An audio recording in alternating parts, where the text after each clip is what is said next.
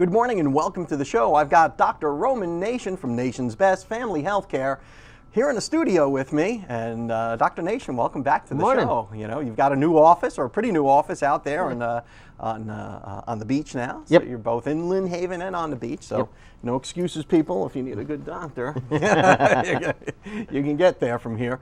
Asthma. I wanted to ask a few questions about asthma and allergies. Yeah. You know, is there real? They're kind of sisters in the disease world. Yeah, I guess they are. There's an allergy season, I suppose, when all the pollen is flying. Actually, it depends on what you're allergic to. So there's there's lots of good resources out there from the American Academy of Allergy, Asthma, and Immunology. If you can keep that straight, it's 4 A's and an I. But it's basically a group that puts out information for both providers and patients on allergies. But when people are allergic to things like dust mites, actually dust mites are year-round and they're worse in the winter because people spend more time in the winter inside their house. So if they're dust mites, if they have a dust mite allergy, things are worse in the winter. I didn't even think about that because when you think allergies, I think pollen right off the bat. Most people do. Most people do. And but I guess you could be allergic to dust and dust mites and all that other stuff. And we have a lot of folks that have spent their whole life not being allergic, and then they move to this area or they move to another area, and all of a sudden they start having the sneezy, runny nose and things like that. And the trouble that lots of folks get into is they think that it's a cold or a flu when it's actually more allergic type stuff. So if it starts as sneezing or runny nose and itching is kind of the big thing when it comes to allergy reactions. That's a histamine reaction. You start taking some antihistamines like Benadryl, and that'll help clear things up.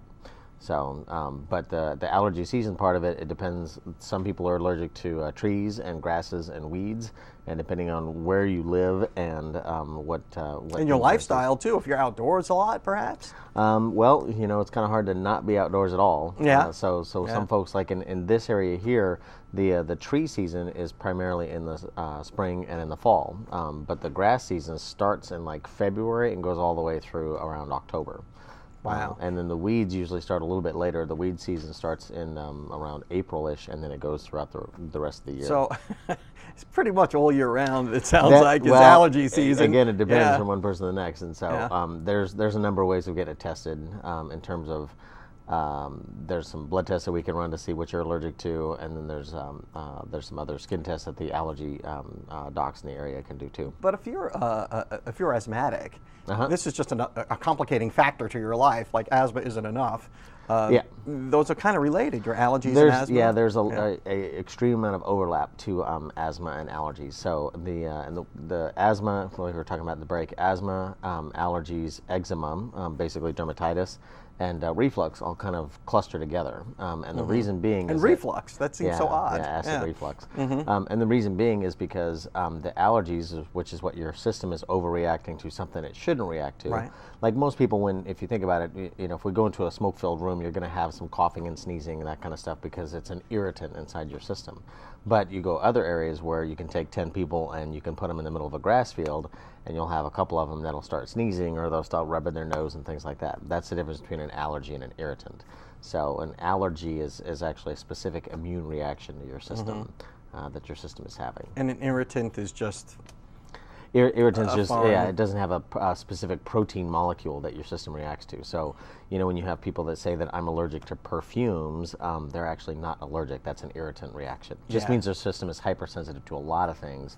It's not actually an allergy. And too much perfume is irritating. Yeah, and it makes a difference because it determines what you can treat. Allergies you can treat with immunotherapy.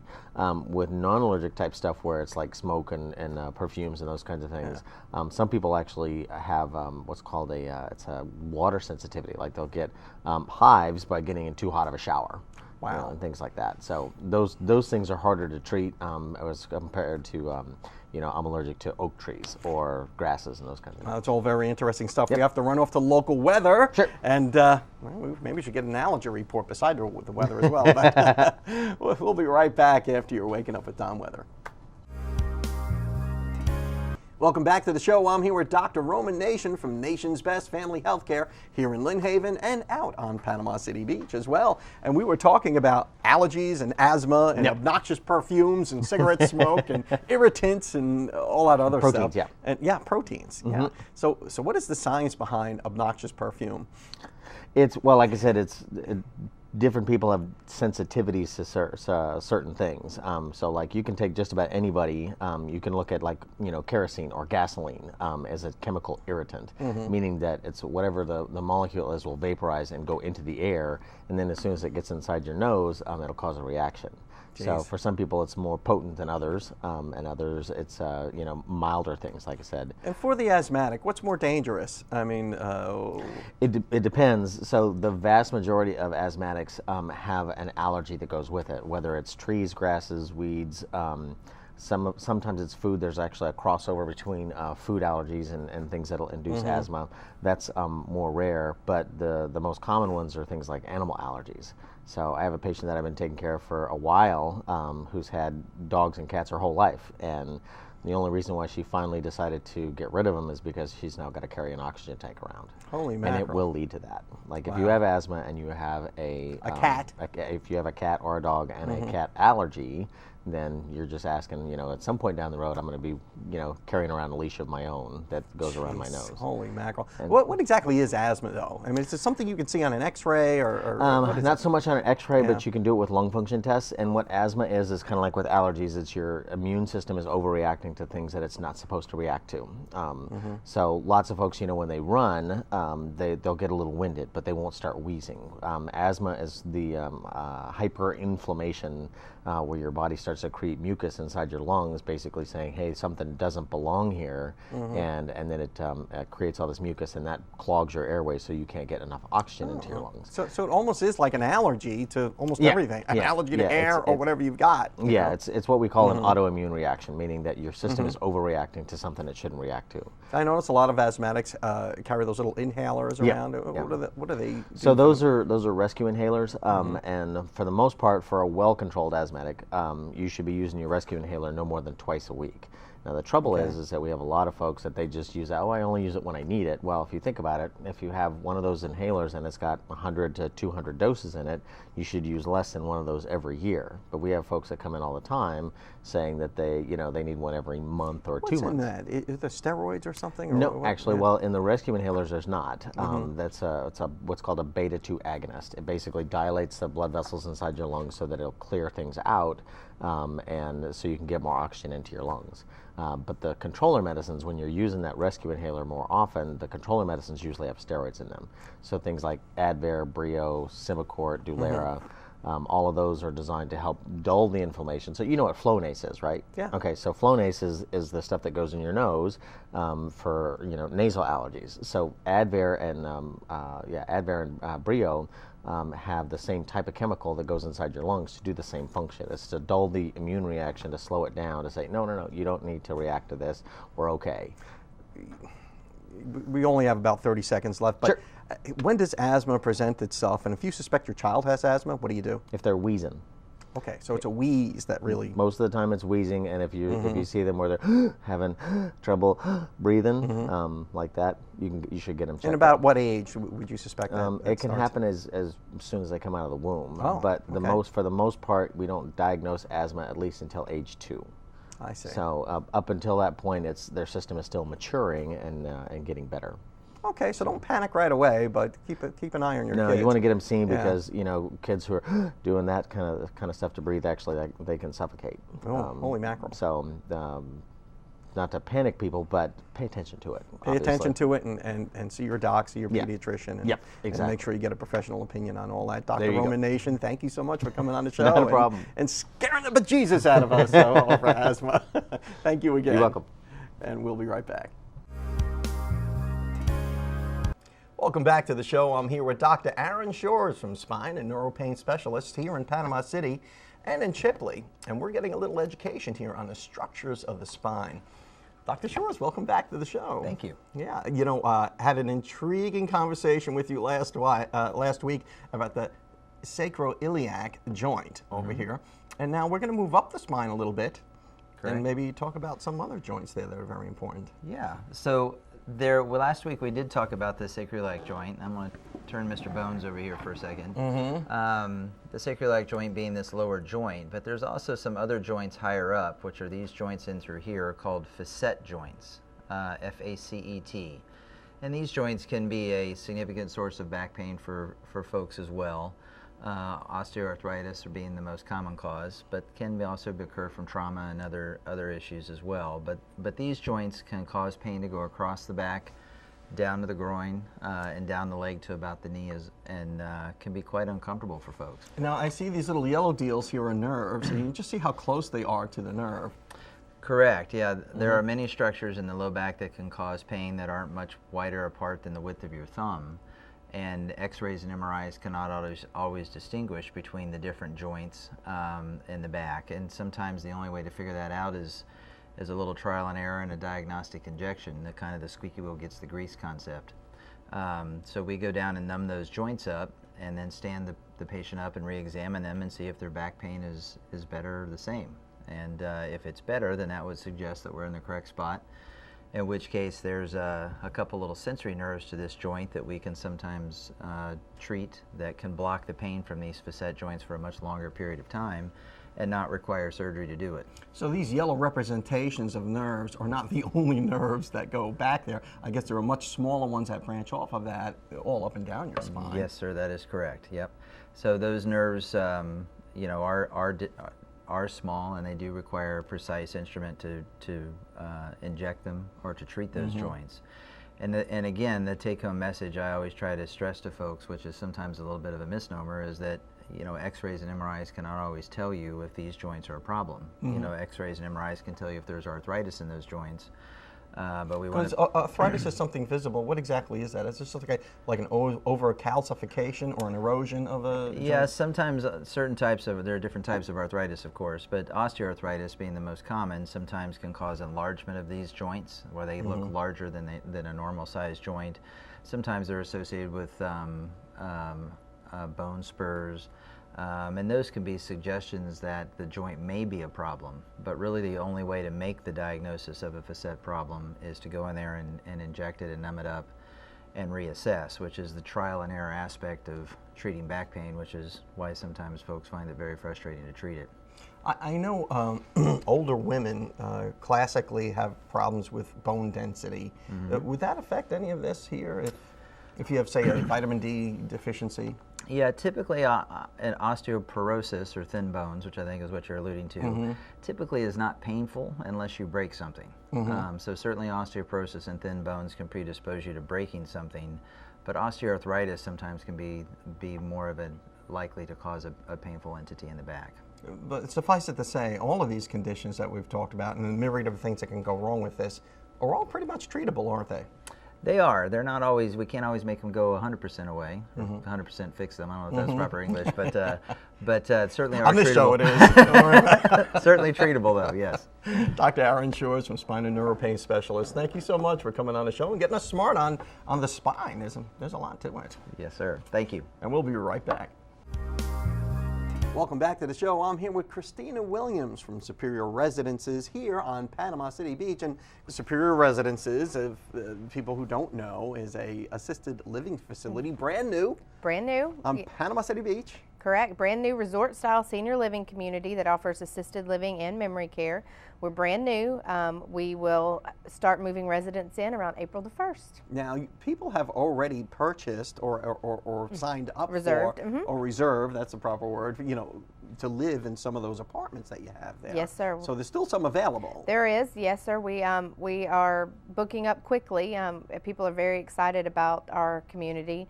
We have over 50% already pre-reserved, but we are still have plenty of room and are excited to welcome anyone who might be interested in our community. Now, what if you're an elderly person who may be watching this right now, and you're like, well, do I really need an assisted living? I mean, how do you make up your mind? Well, there's a lot of things to consider.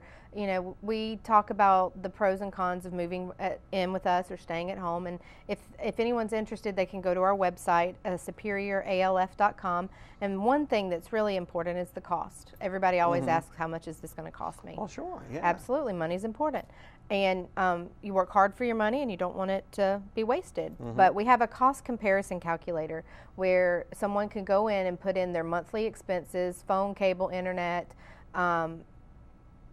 homeowners insurance, yard man fees, pool fees, any fees that they have associated with their home that they pay on a monthly basis versus the rent for us, and see where they would end up and what might be more cost effective. And you know, the older you get, the more expensive things kind of become, because you know, I have elderly parents, and my dad used to be able to do everything around the house. Well, now he's getting up there in age and he can't. Right. You know, he can't shovel snow because they live in New York. I mean, he can't do a lot of those things he used to kind of take for granted. Absolutely. And with us, it's, you know, one of the things we say, it's all the comforts of home without any of the hassle. We do your laundry, we clean your room, we keep up the yard. There's no yard to keep up.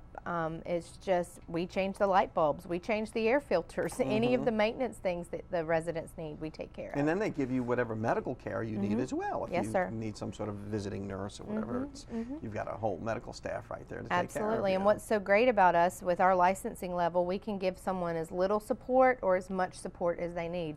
They can move in with us very having great health, just might need some assistance occasionally, and then if they decline or a disease process takes place, they can stay with us and age in place, because we have an extended license level that lets them just stay because with you us. get sick doesn't mean you have to move. Correct. I mean, you can and you stay stay there. in your own apartment. I've had several people come in that think they move to a different part of the building as they get sicker, and that's not the case. You move into your apartment, and that is your apartment until you don't want it anymore. You know, on the tour that I took there, what impressed me the most is that it's not just an old man or an old lady, and I say that with great respect.